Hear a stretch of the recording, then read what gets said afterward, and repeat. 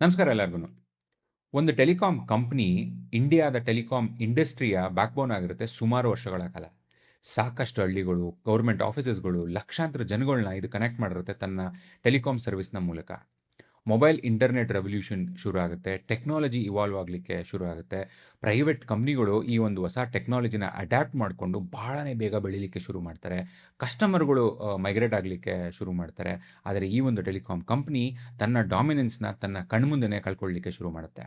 ಆದರೆ ಸುಮಾರು ವರ್ಷಗಳ ನಂತರ ಈ ಒಂದು ಟೆಲಿಕಾಂ ಕಂಪನಿ ಪ್ರಾಫಿಟಬಿಲಿಟಿನ ರಿಪೋರ್ಟ್ ಮಾಡಿದೆ. ಅವರ ನೆಟ್ವರ್ಕ್‌ನ ಇನ್ಕ್ರೀಸ್ ಮಾಡ್ಕೊತಾ ಇದ್ದೀವಿ ಅಂತ ಮಾತಾಡ್ತಾ ಇದ್ದಾರೆ. ಲಕ್ಷಾಂತರ ಜನಗಳನ್ನ ಮತ್ತೆ ಕನೆಕ್ಟ್ ಮಾಡಲಿಕ್ಕೆ ಶುರು ಮಾಡಿದೆ. ನಾನು ಮಾತಾಡ್ತಾ ಇರೋ ಟೆಲಿಕಾಂ ಕಂಪನಿಯ ಹೆಸರು BSNL. Being first today does not confirm your survival tomorrow ಅಂತಾರಲ್ಲ, ಅದಕ್ಕೆ ಎಕ್ಸಾಂಪಲ್ಲೇನೆ BSNL. ಬನ್ನಿ ಈ ಒಂದು ಕೇಸ್ ಸ್ಟಡಿಲಿ BSNLನ ಬಗ್ಗೆ ಕಂಪ್ಲೀಟ್ ಆಗಿ, ಸಿಂಪಲ್ ಆಗಿ, ಡೀಟೇಲ್ ಆಗಿ ತಿಳ್ಕೊಳ್ಳೋಣ.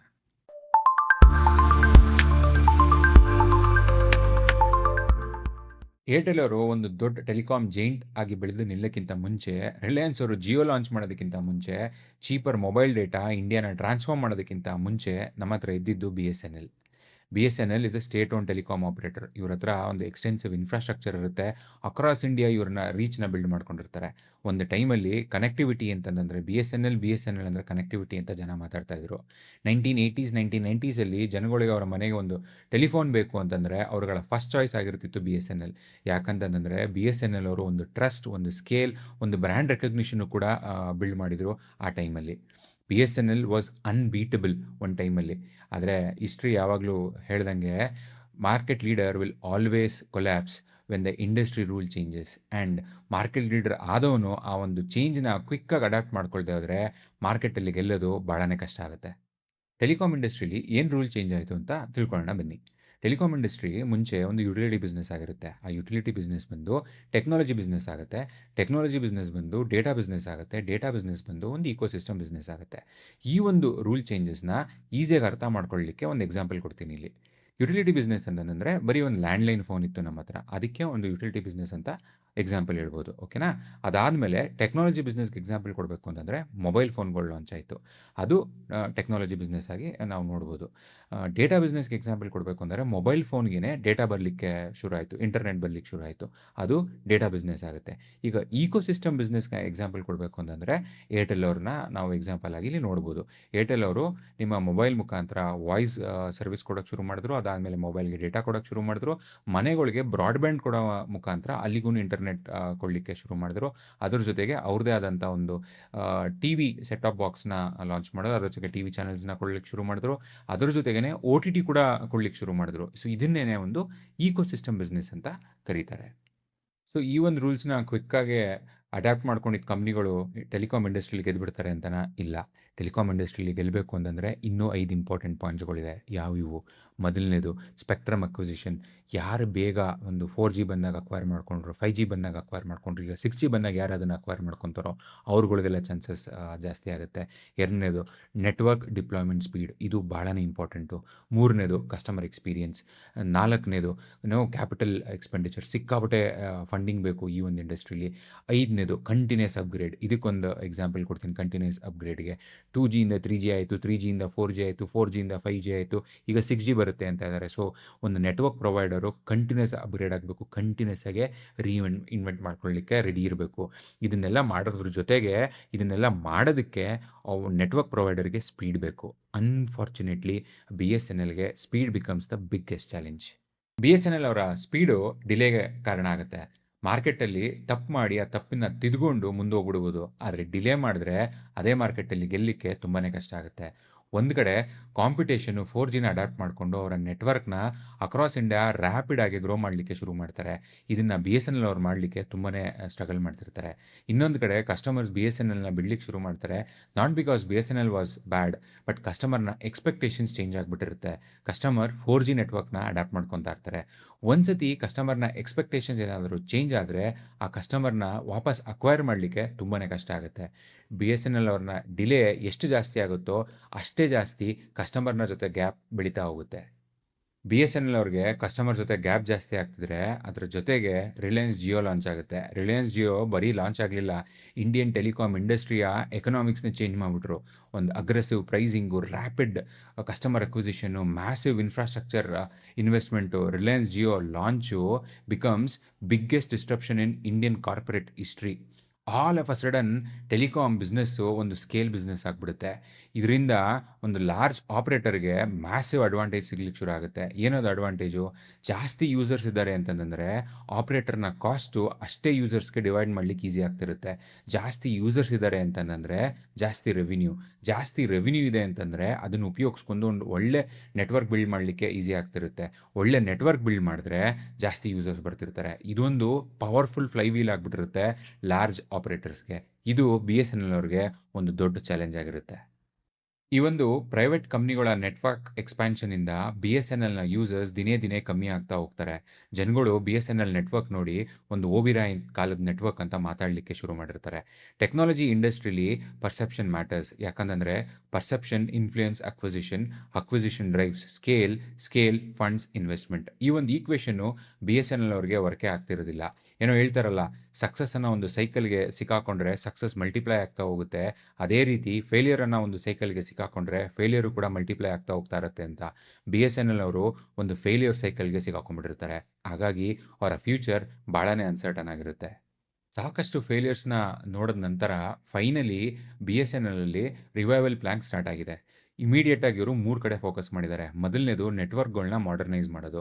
ಎರಡನೇದು ನೆಟ್ವರ್ಕ್ ಎಕ್ಸ್‌ಪ್ಯಾನ್ಷನ್ ಮಾಡೋದು. ಮೂರನೇದು BSNLನ ಕಾಂಪಿಟೇಟಿವ್‌ನೆಸ್‌ನ ರಿಸ್ಟೋರ್ ಮಾಡಲಿಕ್ಕೆ ಪ್ರಯತ್ನ ಪಡ್ತಿದ್ದಾರೆ. ಜನವರಿ 2026 ಅಷ್ಟರೊಳಗಡೆ ಇವ್ರುಗಳು 97,672 4G ಸೈಟ್ಸ್‌ಗಳನ್ನ ಇನ್ಸ್ಟಾಲ್ ಮಾಡಿದ್ದಾರೆ. ಅದರಲ್ಲಿ 95,511 ಸೈಟ್ಸ್‌ಗಳು ಆಪರೇಷನಲ್ ಇದೆ ಅಕ್ರಾಸ್ ಇಂಡಿಯಾ. ಹಾಗೂ ಈ ಸೈಟ್‌ಗಳೆಲ್ಲ ಫ್ಯೂಚರ್ ರೆಡಿ ಆಗಿದೆ. ಮುಂದೆ ಬರೋವಂಥ ಒಂದು ಅಪ್‌ಗ್ರೇಡ್‌ಗಳಿಗೆ ಈ ಇನ್ಫ್ರಾಸ್ಟ್ರಕ್ಚರ್ ರೆಡಿ ಇದೆ ಅಂತನೂ ನನಗೆ ಓದಲಿಕ್ಕೆ ಸಿಕ್ಕಿದೆ. ಎಲ್ಲದಕ್ಕಿಂತ ಮುಖ್ಯವಾಗಿ ಇವರ ಕಸ್ಟಮರ್ ಡೇಟಾಬೇಸ್ ಇನ್ಕ್ರೀಸ್ ಆಗಲಿಕ್ಕೆ ಶುರು ಆಗಿದೆ. ಮಾರ್ಚ್ 24ಅಲ್ಲಿ ಇವ್ರ ಹತ್ರ ಅಪ್ರಾಕ್ಸಿಮೇಟ್ ಆಗಿ 8.86 ಕ್ರೋರ್ಸ್ ಕಸ್ಟಮರ್ಸ್ ಇದ್ರು. ಡಿಸೆಂಬರ್ 25 ಡೇಟಾ ನೋಡಿದ್ರೆ ಇವ್ರ ಹತ್ರ 9.28 ಕ್ರೋರ್ಸ್ ಕಸ್ಟಮರ್ಸ್‌ಗಳು ಇದ್ದಾರೆ. So this is one very positive news ಅಂತಲೇ ಹೇಳ್ಬೋದು. ಬಹಳ ವರ್ಷಗಳ ನಂತರ BSNLಲ್ಲಿ ಒಂದು ಪಾಸಿಟಿವ್ ಮೊಮೆಂಟಮ್ ನೋಡ್ಲಿಕ್ಕೆ ಸಿಕ್ಕಿದೆ. ಈ ಒಂದು ಪಾಸಿಟಿವ್ ಮೊಮೆಂಟಮ್ ಜೊತೆಗೆ BSNL ಅವರು ಪ್ರಾಫಿಟ್ ಕೂಡ ರಿಪೋರ್ಟ್ ಮಾಡಿದ್ದಾರೆ. ಇನ್ ಫೈನಾನ್ಷಿಯಲ್ ಇಯರ್ 24-25 2 ಕ್ವಾರ್ಟರಲ್ಲಿ. Q3ಯಲ್ಲಿ 260 ಕ್ರೋರ್ಸ್ ನೆಟ್ ಪ್ರಾಫಿಟ್, Q4ರಲ್ಲಿ 280 ಕ್ರೋರ್ಸ್ ನೆಟ್ ಪ್ರಾಫಿಟ್. ನನ್ನ ಪ್ರಕಾರ ಇದು BSNLನ ಮ್ಯಾನೇಜ್ಮೆಂಟ್‌ಗೆ ಒಂದು ವ್ಯಾಲಿಡೇಷನ್ ಸಿಕ್ದಂಗಾಗಿರುತ್ತೆ. BSNLನ ಕಸ್ಟಮರ್ಸ್‌ಗೆ ಒಂದು hope. I hope this is a start of new turn around and just not a temporary improvement. Interesting point ಏನಪ್ಪ ಇಲ್ಲಿ ಅಂತಂದರೆ, BSNL ಅವರು 18 ವರ್ಷ ಆದಮೇಲೆ ಪ್ರಾಫಿಟಬಿಲಿಟಿನ ರಿಪೋರ್ಟ್ ಮಾಡಿದ್ದಾರೆ ಇನ್ ಕಾನ್ಸಿಕ್ಯೂಟಿವ್ ಕ್ವಾರ್ಟರ್ಸ್. ಇದನ್ನು ಯಾವ ರೀತಿ ಅಚೀವ್ ಮಾಡಿದ್ರು ಅಂತ ತಿಳ್ಕೊಳ್ಳೋಣ ಬನ್ನಿ. ಇದನ್ನು ಅಚೀವ್ ಮಾಡಲಿಕ್ಕೆ ಇವರು 3 ಇಂಪಾರ್ಟೆಂಟ್ ಥಿಂಗ್ಸ್ ಮಾಡಿದ್ದಾರೆ. ಮೊದಲನೇದು ಕಾಸ್ಟ್ ರಿಡಕ್ಷನ್ ಮಾಡಿದ್ದಾರೆ. ಎರಡನೇದು ಗೌರ್ಮೆಂಟ್ ಅವರು ಇವರಿಗೆ ಫಂಡಿಂಗ್ ಕೊಟ್ಟಿದ್ದಾರೆ. ಮೂರನೇದು ಇವರ ಆಪರೇಷನ್ಸ್‌ನ ಇಂಪ್ರೂವ್ ಮಾಡ್ಕೊಂಡಿದ್ದಾರೆ. ಕಾಸ್ಟ್ ರಿಡಕ್ಷನ್ ಮಾಡಲಿಕ್ಕೆ ಏನು ಮಾಡಿದ್ದಾರೆ ತಿಳ್ಕೊಳ್ಳೋಣ ಬನ್ನಿ. ಕಾಸ್ಟ್ ರಿಡಕ್ಷನ್ ಮಾಡಲಿಕ್ಕೆ ಸಾಕಷ್ಟು ಎಂಪ್ಲಾಯಿಗಳನ್ನ ವಾಲಂಟರಿ ರಿಟೈರ್ಮೆಂಟ್ ಸ್ಕೀಮ್ ತಗೊಳ್ಳಿಕ್ಕೆ ಪುಷ್ ಮಾಡಿದ್ದಾರೆ. ಇನ್‌ಫ್ಯಾಕ್ಟ್ ಇದು India's one of the largest voluntary retirement scheme in public sector ಇಂಡಸ್ಟ್ರಿನೇ ಆಗಿಬಿಟ್ಟಿದೆ. ಇದರಿಂದ ಇವರಿಗೆ ಸ್ಯಾಲರಿ ಎಕ್ಸ್‌ಪೆನ್ಸಸಲ್ಲಿ ತುಂಬಾನೇ ಕಾಸ್ಟ್ ಕಟ್ ಆಗಿದೆ. ಇದರ ಜೊತೆಗೆ ಗೌರ್ಮೆಂಟ್ ಅವರು 3,00,000 ಕೋಟಿನ ಡಿಫರೆಂಟ್ ಫೇಸಸಲ್ಲಿ ಇವರಿಗೆ ಇನ್ಫ್ಯೂಸ್ ಮಾಡಿದ್ದಾರೆ. ಇದನ್ನು ಉಪಯೋಗಿಸ್ಕೊಂಡು ಇವರು ಆಪರೇಷನ್ ಎಫಿಷಿಯನ್ಸಿನ ಇನ್ಕ್ರೀಸ್ ಮಾಡಿದ್ದಾರೆ by modernising the network, by expansion of network, by acquiring spectrum, by reducing the financial stress in BSNL as a company. ಇದನ್ನೆಲ್ಲ ಮಾಡಿಕೊಂಡು ಇವರ ಓವರಾಲ್ ಆಪರೇಷನ್ಸ್‌ನ ಇಂಪ್ರೂವ್ ಮಾಡ್ಕೊಂಡಿದ್ದಾರೆ. ಇದರಿಂದ ಕಸ್ಟಮರ್ಸ್ ಬೇಸ್ ಇನ್ಕ್ರೀಸ್ ಆಗಿದೆ. ಕಸ್ಟಮರ್ಸ್ ಬೇಸ್ ಇನ್ಕ್ರೀಸ್ ಆದಿದ್ರಿಂದ ಅವ್ರಿಗೆ ಅದರಲ್ಲೂ ಕೂಡ ರೆವಿನ್ಯೂ ಜಾಸ್ತಿ ಆಗಿದೆ. ಸೊ ಓವರಾಲ್ ಆಗಿ ಇವನ್ನೆಲ್ಲ ಮಾಡಿಕೊಂಡು BSNL ಅವರು ಪ್ರಾಫಿಟಬಿಲಿಟಿ ಕಡೆಗೆ ಹೋಗಿದ್ದಾರೆ. ಬಟ್ ಚಾಲೆಂಜ್ ಏನಪ್ಪ ಇಲ್ಲಿ ಅಂತಂದರೆ, ಬರೀ ಪ್ರಾಫಿಟಬಿಲಿಟಿ ಅಲ್ಲ, ಗ್ರೋತು ಕೂಡ. ಇದನ್ನು ಯಾವ ರೀತಿ ಅಚೀವ್ ಮಾಡ್ತಾರೆ ಅದನ್ನು ನಾವು ಕಾಯ್ದು ನೋಡಬೇಕು. BSNL ಅವರಿಗೆ ಈ ಒಂದು ಟೆಲಿಕಾಂ ಇಂಡಸ್ಟ್ರಿಲಿ ಗ್ರೋ ಆಗೋದು ಅಂತಂದರೆ ಈಗ ಒಂದು ದೊಡ್ಡ ಬ್ಯಾಟಲ್ ಅಂತಲೇ ಹೇಳ್ಬೋದು. ಯಾಕಂತಂದರೆ ಇವರ ಮಾರ್ಕೆಟ್ ಶೇರ್ ಭಾಳನೇ ಕಮ್ಮಿ ಇದೆ. ಈ ಇಂಡಸ್ಟ್ರಿಗೆ ಮಾರ್ಕೆಟ್ ಶೇರ್ ಬಗ್ಗೆ ತಿಳ್ಕೊಳ್ಳೋಣ ಬನ್ನಿ. ರಿಲಯನ್ಸ್ ಅವ್ರ ಹತ್ರ 39% ಮಾರ್ಕೆಟ್ ಶೇರ್ ಇದೆ. ಏರ್ಟೆಲ್ ಅವ್ರ ಹತ್ರ 37% ಇದೆ. ವಿ ಅವ್ರ ಹತ್ರ 16% ಇದೆ. ಸೊ BSNL ಹತ್ರ ಅಪ್ರಾಕ್ಸಿಮೇಟ್ಲಿ ಅರೌಂಡ್ 7-8% ಮಾರ್ಕೆಟ್ ಶೇರ್ ಉಳ್ಕೊಂಡಿದೆ. ಈ ಇಂಡಸ್ಟ್ರಿಲಿ ಮಾರ್ಕೆಟ್ ಶೇರ್ ಅಂದರೆ ಜಸ್ಟ್ ಒಂದು ನಂಬರ್ ಅಲ್ಲ, ಇಟ್ಸ್ ಅ ಎಕನಾಮಿಕ್ ವೆಪನ್. ಆಗಲೇ ಹೇಳ್ದಂಗೆ ಜಾಸ್ತಿ ಜನ ಸಬ್ಸ್ಕ್ರೈಬರ್ಸ್ ಇದ್ದಾರೆ ಅಂತಂದರೆ ಜಾಸ್ತಿ ರೆವೆನ್ಯೂ ಬರುತ್ತೆ. ಜಾಸ್ತಿ ರೆವೆನ್ಯೂ ಬಂದರೆ ಒಂದು ಒಳ್ಳೆ ನೆಟ್ವರ್ಕ್ ಬಿಲ್ಡ್ ಮಾಡಲಿಕ್ಕೆ ಹೆಲ್ಪ್ ಆಗುತ್ತೆ. ಒಂದು ಒಳ್ಳೆ ನೆಟ್ವರ್ಕ್ನ ಬಿಲ್ಡ್ ಮಾಡಿದ್ರೆ ಜಾಸ್ತಿ ಜನ ಸಬ್ಸ್ಕ್ರೈಬರ್ಸ್ ಮತ್ತೆ ಮತ್ತೆ ಆ್ಯಡ್ ಆಗ್ತಾ ಇರ್ತಾರೆ. ಸೊ ಇದು ಒಂದು ಪವರ್ಫುಲ್ ಫ್ಲೈ ವೀಲ್ ಆಗುತ್ತೆ. ಈ ಒಂದು ಅಡ್ವಾಂಟೇಜು ಬರೀ ರಿಲಯನ್ಸ್ ಜಿಯೋ ಅವರಿಗೆ ಹಾಗೂ ಏರ್ಟೆಲ್ ಅವ್ರಿಗೆ ಮಾತ್ರ ಇದೆ. ಈ ಅಡ್ವಾಂಟೇಜ್ BSNL ಅವ್ರಿಗೆ ಸಿಗಲ್ಲ. ಹಾಗಾಗಿ ಇವರು ಈ ಒಂದು ಡಿಸಡ್ವಾಂಟೇಜ್ ಇಟ್ಕೊಂಡು ಯಾವ ರೀತಿ ಗ್ರೋ ಆಗ್ತಾರೆ, ಯಾವ ರೀತಿ ಸ್ಕೇಲ್ ಮಾಡ್ತಾರೆ ಅನ್ನೋದನ್ನು ನಾವು ಕಾದು ನೋಡಬೇಕಾಗತ್ತೆ.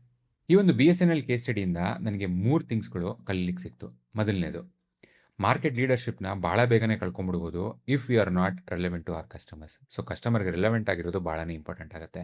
ಎರಡನೇದು, ಬಿಸ್ನೆಸ್ಸಲ್ಲಿ ಮಿಸ್ಟೇಕ್ ಮಾಡೋದ್ರಿಂದ ಪ್ರಾಬ್ಲಮ್ ಆಗಲ್ಲ. ಬಿಸ್ನೆಸ್ಸಲ್ಲಿ ಇವಾಲ್ವ್ ಆಗದೆ ಹೋದರೆ ನಮ್ಮ ಬಿಸ್ನೆಸ್ಸೇ ವಾಶ್ ಔಟ್ ಆಗ್ಬಿಡ್ಬೋದು. ಮೂರನೇದು, ಕಸ್ಟಮರ್ ಹ್ಯಾಬಿಟ್‌ನ ಚೇಂಜ್ ಮಾಡೋದು ತುಂಬಾ ಕಷ್ಟ compare to the product. So ನಾವೇನಾದರೂ ಪ್ರಾಡಕ್ಟ್ ಡೆವಲಪ್ ಮಾಡ್ತಿದ್ರೆ ಕಸ್ಟಮರ್ ಹ್ಯಾಬಿಟ್‌ನ ತಲೆಯಲ್ಲಿ ಇಟ್ಕೊಂಡು ಪ್ರಾಡಕ್ಟ್ ಡೆವಲಪ್ ಮಾಡಿದ್ರೆ ಅದರಲ್ಲಿ ಗ್ರೋತ್ ಸಿಗೋ ಚಾನ್ಸಸ್ ಜಾಸ್ತಿ ಆಗ್ಬೋದು. ಐ ಹೋಪ್ ನಿಮ್ಗಳ್ಗೂ ಇದೇ ರೀತಿಯಾದ ಸಾಕಷ್ಟು ಲರ್ನಿಂಗ್ ಈ ಒಂದು ಕೇಸ್ ಸ್ಟಡಿಲಿ ಸಿಕ್ಕಿದೆ ಅಂತ. BSNL ಅವರು 4G ಮೈಗ್ರೇಷನ್ನ ಮಾಡ್ಕೊಳ್ಳಿಕ್ಕೆ ಡಿಲೇ ಯಾಕೆ ಮಾಡ್ಕೊಂಡ್ರು ಅಂತ ತಿಳ್ಕೊಳ್ಳಿಕ್ಕೆ ಪ್ರಯತ್ನ ಪಟ್ಟೆ. ಇದನ್ನು ತಿಳ್ಕೊಂಡ್ಮೇಲೆ ಸಖತ್ ಆಶ್ಚರ್ಯ ಆಯಿತು. ಯಾಕೆ ಗೊತ್ತಾ? ಈ ಡಿಲೇ ಆಗಿರೋದು ನಮ್ಮ ಗೌರ್ಮೆಂಟ್ ಸ್ಕೀಮ್ ಆತ್ಮನಿರ್ಭರ್‌ನ ಫಾಲೋ ಮಾಡಲಿಕ್ಕೆ ಅಂತ ಆ್ಯಸ್ ಅ ಗೌರ್ಮೆಂಟ್ ಕಂಪ್ನಿ ಇವ್ರುಗಳು ಹೊರಗಡೆ ದೇಶದಿಂದ 4G ಇಂಪ್ಲಿಮೆಂಟೇಷನ್‌ಗೆ ಬೇಕಾಗಿರುವಂಥ ಒಂದು ಎಕ್ವಿಪ್‌ಮೆಂಟ್‌ಗಳ್ನ ತರಿಸ್ಕೊಳ್ಳಲ್ಲ. ಇಂಡಿಯನ್ ಕಂಪ್ನಿ ಮೇಲೆನೇ ಡಿಪೆಂಡ್ ಆಗ್ತಾರೆ. ಹಾಗಾಗಿ ಇವ್ರಿಗೆ ಡಿಲೇ ಆಗುತ್ತಂತೆ. ನನಗಂತೂ ಇದನ್ನು ಓದ್ಬಿಟ್ಟು ಆಶ್ಚರ್ಯ ಆಯಿತು. ಯಾಕೆ ಅಂತಂದರೆ ಇಂಡಿಯಾಸ್ ಬಿಗ್ಗೆಸ್ಟ್ ಟೆಲಿಕಾಂ ಕಂಪ್ನಿನ ಆತ್ಮನಿರ್ಭರ್ ಸ್ಕೀಮ್‌ನ ಫಾಲೋ ಮಾಡಲಿಕ್ಕೆ ಅಂತ ಈ ಒಂದು ಪರಿಸ್ಥಿತಿಗೆ ತರೋದು ನನಗೆ ಸರಿ ಕಾಣಿಸ್ಲಿಲ್ಲ. ನಿಮಗೇನನ್ಸುತ್ತೆ? ನೀವು ಕಮೆಂಟಲ್ಲಿ ತಿಳಿಸಿ. ಇದು ಎಷ್ಟು ನಿಜ ಎಷ್ಟು ಸುಳ್ಳು ನನಗೆ ಗೊತ್ತಿಲ್ಲ. ಬಟ್ ಈ ಒಂದು ನಿರ್ಧಾರ ಗೌರ್ಮೆಂಟ್ ಅವರು ತಗೊಂಡಿದ್ದು ಯಾಕೋ ನನಗಂತೂ ಸರಿ ಕಾಣಿಸ್ಲಿಲ್ಲ. ನಿಮ್ಮೆಲ್ಲರಿಗೂ ಈ ಒಂದು ಬಿಸ್ನೆಸ್ ಕೇಸ್ ಸ್ಟಡಿ ಇಷ್ಟ ಆಯಿತು ಅಂತ ಅನ್ಕೊತೀನಿ. ದಯವಿಟ್ಟು ನಿಮ್ಮ ಫೀಡ್‌ಬ್ಯಾಕ್‌ನ ಕಮೆಂಟಲ್ಲಿ ತಿಳಿಸಿ. ಯಾಕಂತಂದರೆ ನಿಮ್ಮ ಫೀಡ್‌ಬ್ಯಾಕ್ ನನಗೆ ಭಾಳನೇ ಇಂಪಾರ್ಟೆಂಟ್ ಆಗುತ್ತೆ ಮುಂದಿನ ಕೇಸ್ ಸ್ಟಡಿಗಳನ್ನ ಡೆವಲಪ್ ಮಾಡಲಿಕ್ಕೆ. ನಿಮಗೆ ಮತ್ತೆ ಯಾವುದಾದ್ರೂ ಒಂದು ಕಂಪ್ನಿ ಬಗ್ಗೆ ರಿಸರ್ಚ್ ಮಾಡಬೇಕು ಅಂತಿದ್ರೂ ಕೂಡ ನನಗೆ ಕಮೆಂಟ್ ಮುಖಾಂತರ ತಿಳಿಸಿ. ನಾನು ಆ ಕಂಪ್ನಿ ಬಗ್ಗೆ ಡೀಟೇಲ್ ಆಗಿ ತಿಳ್ಕೊಂಡು ನಿಮ್ಗಳಿಗೆ ಈ ಒಂದು ವಿಡಿಯೋ ಮುಖಾಂತರ ತಲುಪಿಸ್ತೀನಿ ಅಂತ ಹೇಳ್ತಾ ಈ ವಿಡಿಯೋನ ಮುಗಿಸ್ತಾ ಇದ್ದೀನಿ. ಮುಗಿಸೋಕ್ಕಿಂತ ಮುಂಚೆ ಲಾಸ್ಟ್ ಒಂದು ರಿಕ್ವೆಸ್ಟ್, ಸಬ್ಸ್ಕ್ರೈಬ್ ಮಾಡಿ, ಲೈಕ್ ಮಾಡಿ, ಶೇರ್ ಮಾಡಿ. Thank you very much.